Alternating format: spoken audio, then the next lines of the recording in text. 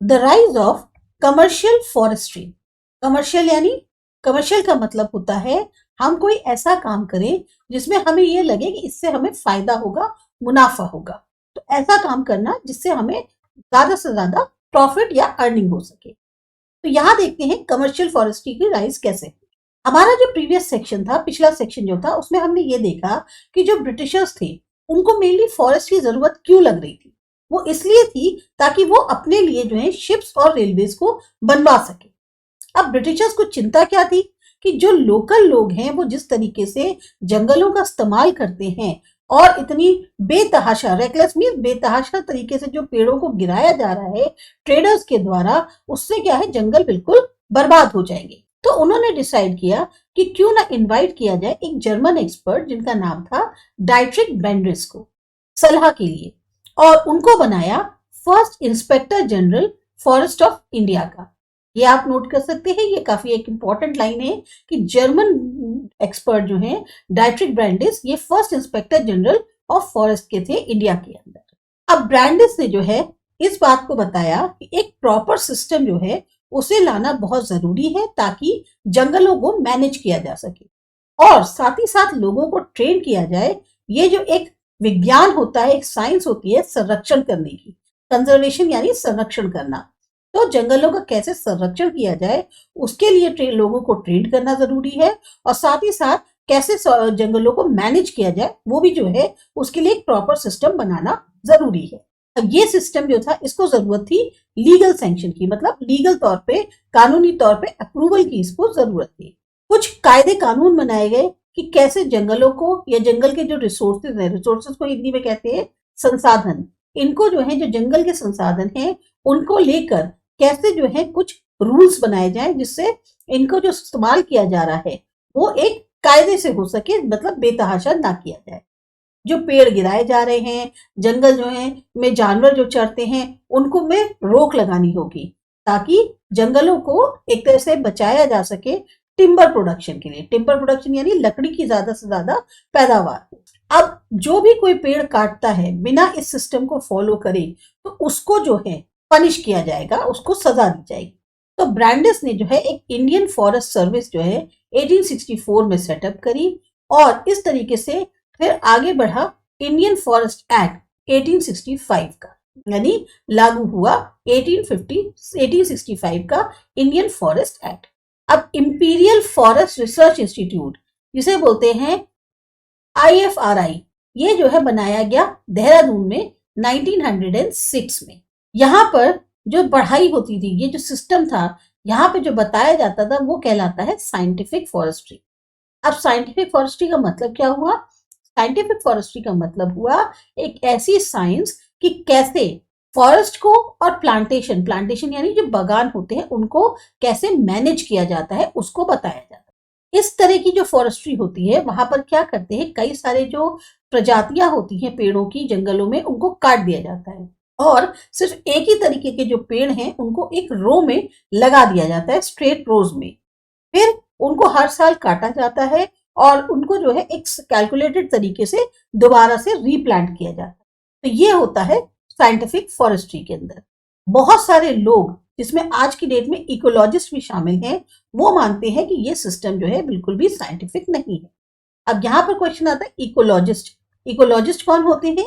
Ecologist वो लोग होते हैं जो स्टडी करते हैं रिलेशनशिप की, लिविंग थिंग्स और उनके जो हैबिटेट है जहां वो रहते हैं उनके बीच का क्या रिलेशन है उसको पढ़ने वाले जो लोग हैं, उनकी स्टडी करने वाले लोग इकोलॉजिस्ट कहलाते हैं। जो साइंटिफिक फॉरेस्ट्री है उसमें जो नेचुरल फॉरेस्ट है यानी प्राकृतिक तौर पे जो जंगल है जिसमें अलग अलग तरीके के कई सारे ट्रीज होते हैं उनको काट दिया गया। उनकी जगह एक तरीके के पेड़ को जो है वो स्ट्रेट रोज में लगाया। जैसे अभी हमने बताया कि साइंटिफिक फॉरेस्ट्री में होता क्या है, एक ही तरह के पेड़ जो है वो स्ट्रेट रो में लगा दिए जाते हैं। तो जो जंगल पहले से ऑलरेडी एक कई सारी प्रजातियों से मिक्सड अप बना हुआ है उनमें उनको काट के उनकी जगह एक ही तरह के पेड़ों को स्ट्रेट रो में लगा देते हैं। इसको कहते हैं प्लांटेशन, यानी कि जो बागान है, जो हम कहते हैं ना कि बनाना प्लांटेशन है या पाम का पूरा वो एरिया है, तो वहां पर सिर्फ और सिर्फ एक ही तरह के पेड़ होते हैं जो एक रो में लगे होते हैं। जो फॉरेस्ट के ऑफिशियल्स थे उन्होंने सर्वे किया जंगलों का और एस्टिमेट निकाला कि जो एरिया है अलग अलग ट्रीज के अंडर, और फिर उन्होंने जो है प्लान बनाने शुरू किए फॉरेस्ट को मैनेज करने के। मतलब जो फॉरेस्ट ऑफिशियल थे, पहले उन्होंने जंगलों का सर्वे किया, फिर उन्होंने देखा कौन कौन से एरिया हैं जहां पर अलग अलग तरह के पेड़ मौजूद हैं, फिर उन्होंने उसके लेके प्लान बनाया कि कैसे इन जंगलों को मैनेज किया जाएगा। किस तरीके से उन्होंने प्लानिंग करी, कैसे कितना जो प्लांटेशन का एरिया है उसको हर साल काटना है, और जो एरिया काटा जा रहा है उसको दोबारा से रीप्लांट करना है, ताकि एक बार जो है वो कट चुका दोबारा से पेड़ लग जाए तो फिर वो कुछ सालों में तैयार हो जाएगा काटने के लिए। जब से ये फॉरेस्ट एक्ट जो है लागू हुआ 1865 में, इसमें 2 बार बदलाव किए गए। अमेंडेड का मतलब होता है बदलाव करना, चेंज करना। एक बार किया गया 1878 में और दूसरी बार किया गया 1927 में। ये जो 1878 एक्ट था, इसमें क्या था कि फॉरेस्ट को जो है बांट दिया गया 3 कैटेगरीज में। एक है रिजर्व्ड, दूसरा था प्रोटेक्टेड और तीसरा था विलेज फॉरेस्ट। इसमें जो सबसे बेस्ट फॉरेस्ट माने गए वो रिजर्व फॉरेस्ट माने गए। रिजर्व फॉरेस्ट क्यों? क्योंकि यहां से जो गांव वाले थे वो कुछ भी नहीं ले जा सकते थे, यहां तक कि अपने खुद के इस्तेमाल के लिए। रिजर्व मतलब बिल्कुल ही आपने एक तरह से एक अलग कर दिया उसे, तो यहाँ पे कोई भी अलाउड नहीं है, किसी से भी मिक्सअप नहीं होते। जैसे हम कहते हैं ना रिजर्व्ड हैं, तो बिल्कुल हमने अपने लिए अलग कर दिया इन्हें। अगर घर भी बनाना है या ईंधन के लिए भी लकड़ी चाहिए तो वो जो है या तो प्रोटेक्टेड या विलेज फॉरेस्ट से ले सकते हैं, लेकिन रिजर्व फॉरेस्ट में वो जरा सा भी नहीं ले जा सकते। यहाँ पर आप देखिए इमेज दी हुई है फिगर 11।